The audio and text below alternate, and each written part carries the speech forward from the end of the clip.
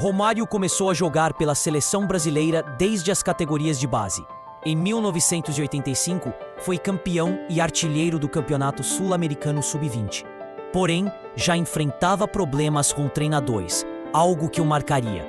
Irritado com a falta de foco de Romário, que gostava de passar o tempo paquerando as mulheres que via.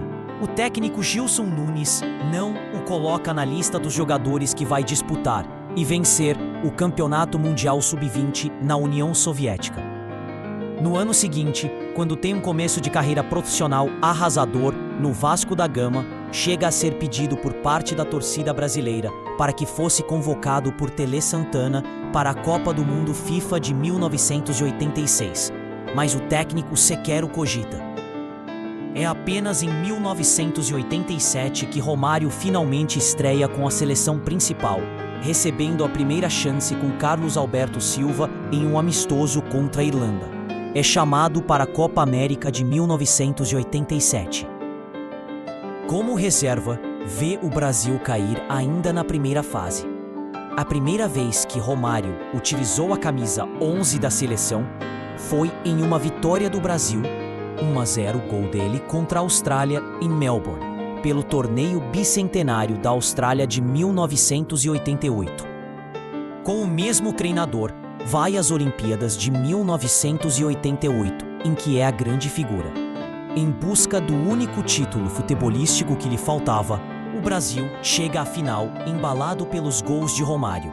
2 contra a Nigéria, 4-0, os 3 da vitória por 3-0 sobre a Austrália na primeira fase. E, a 10 minutos do fim, na semifinal, o gol de empate em 1-1 contra a Alemanha Ocidental, de Jürgen Klinsmann, vencida nos pênaltis. Após escanteio cobrado por Neto, Romário inaugura o placar na decisão contra a União Soviética, mas os adversários viram a partida na prorrogação e ficam com o ouro. Em 1989, com o Brasil já comandado por Sebastião Lazzaroni, Romário volta ao Maracanã para disputar a Copa América sediada no Brasil.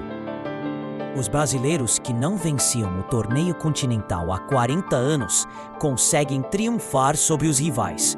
No quadrangular final que decide o torneio, o Brasil vence a Argentina de Diego Maradona, com Romário dando assistência para Bebeto, marcando gol e chegando a driblar de caneta o astro rival.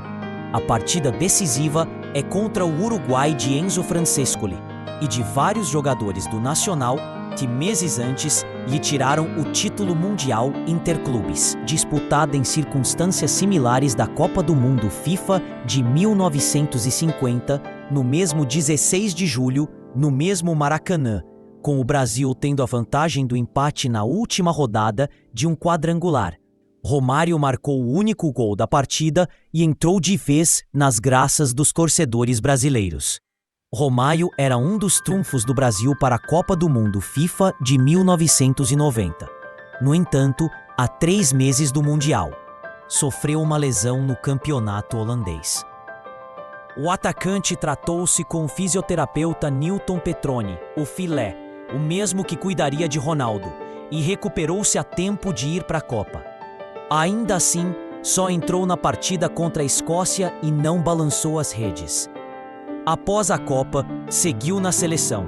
No entanto, após questionar o técnico Carlos Alberto Parreira sobre ter sido chamado para um amistoso contra a Alemanha em 16 de dezembro de 1992 e ficado no banco de reservas, sem ele, o Brasil venceu por 3-1, acabou sendo deixado de lado, a despeito da boa fase que mantinha no PSV e posteriormente no Barcelona.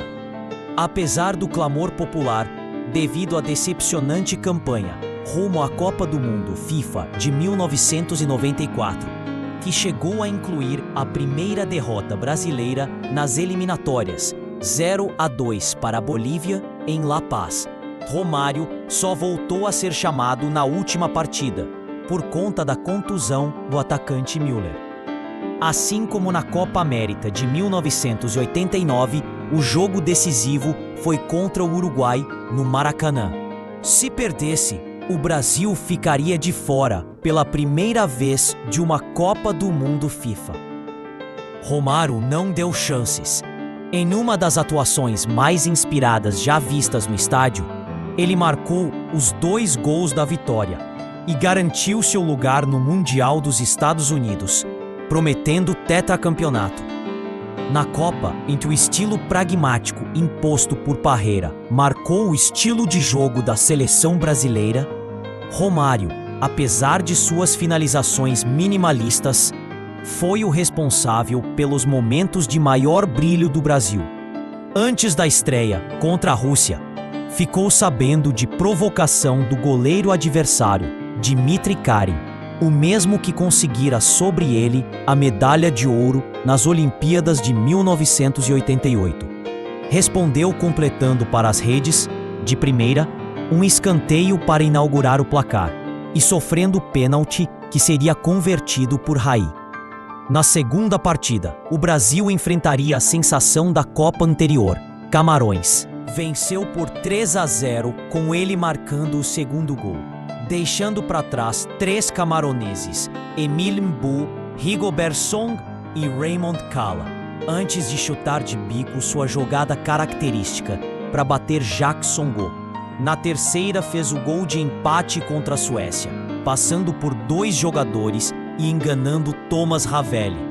Mostrou-se decisivo também nas oitavas de final contra os determinados anfitriões estadunidenses, que jogavam no seu dia de independência e estavam com um jogador a mais após a expulsão de Leonardo, dando passe para Bebeto fazer o único gol da partida. O confronto das quartas de final foi contra uma rival que ele conhecia bem após 5 anos de PSV Eindhoven, a Holanda.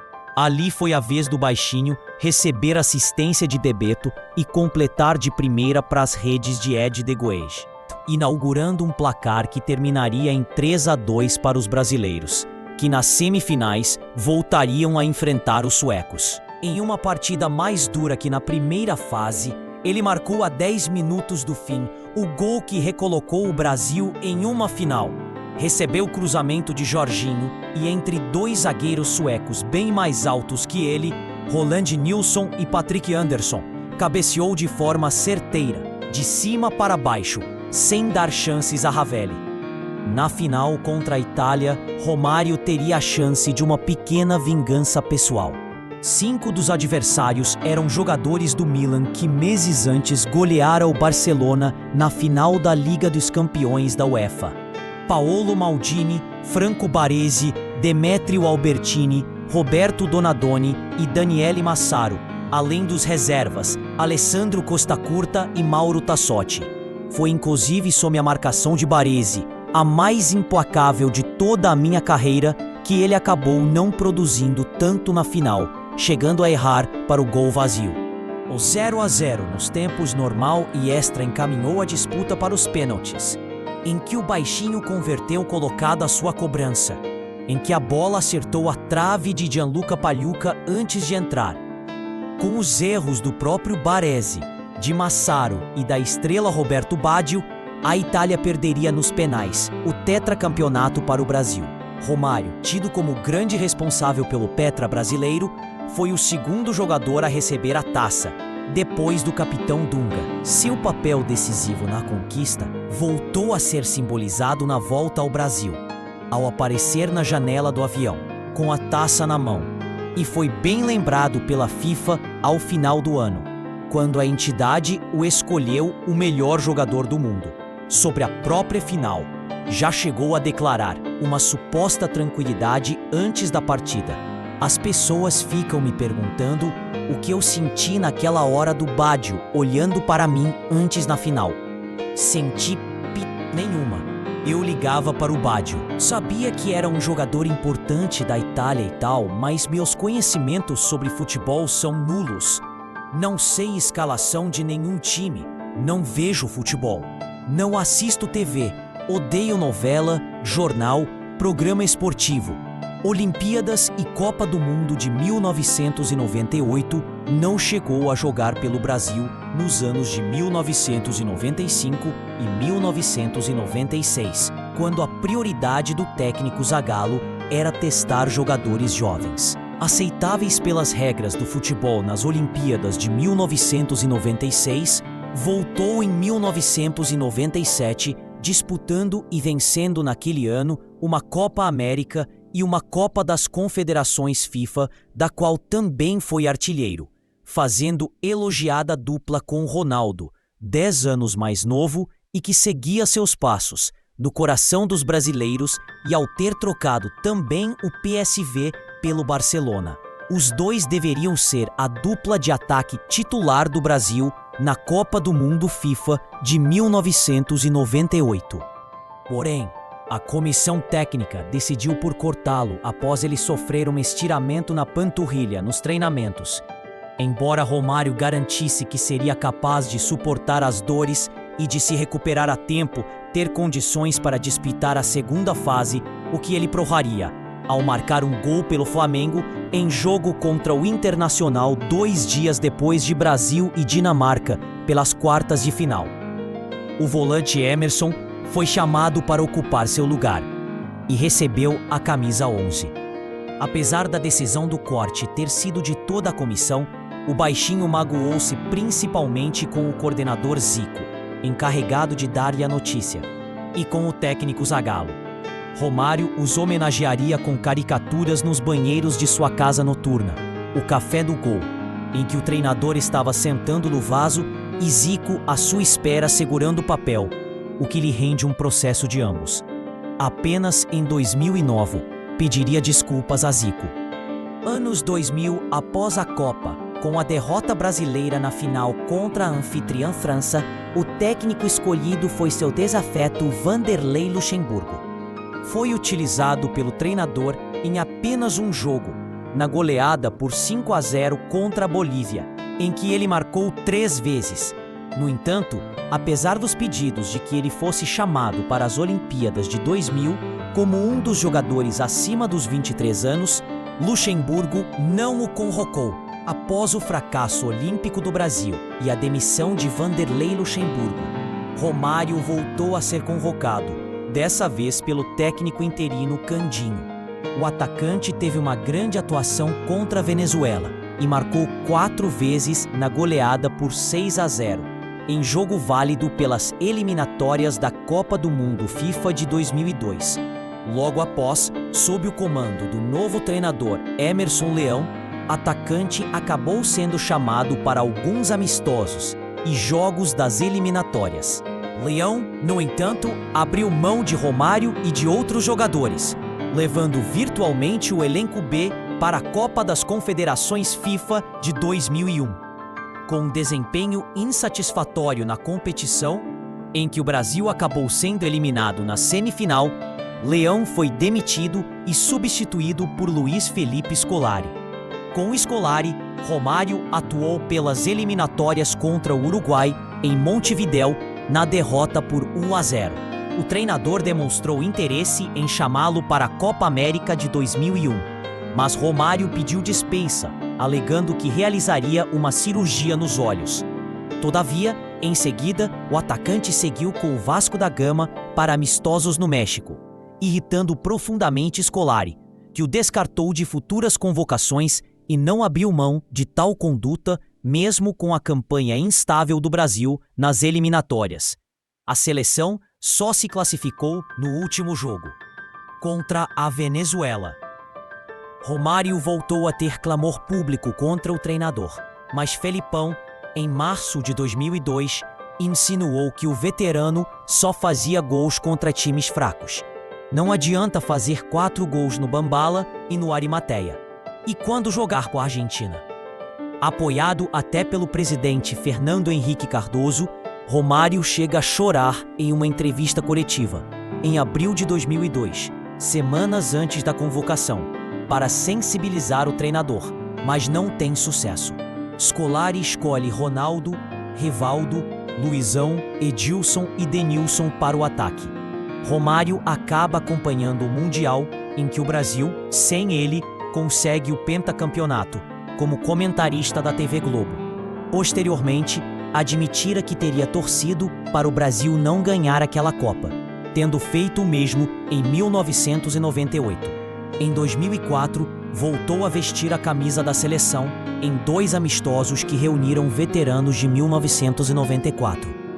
A CBF apoiou, cedendo uniformes oficiais e até um treinador que era novamente Parreira. As 2 partidas contra o México marcavam também a despedida no goleiro adversário, Jorge Campos.